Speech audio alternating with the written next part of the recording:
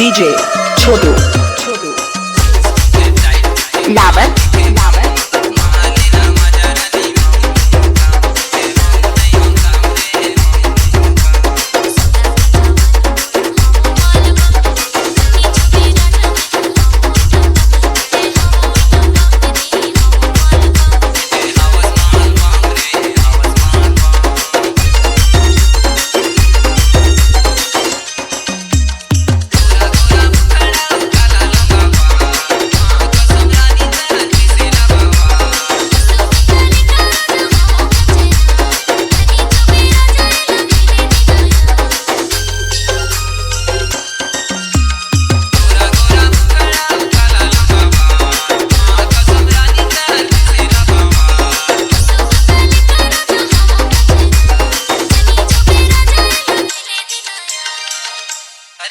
कमाल दिखतस बवाल दिखतस माँ कसम मोर नजर मना टमाटर कस लाले लाल दिखत। अरे चल झूठा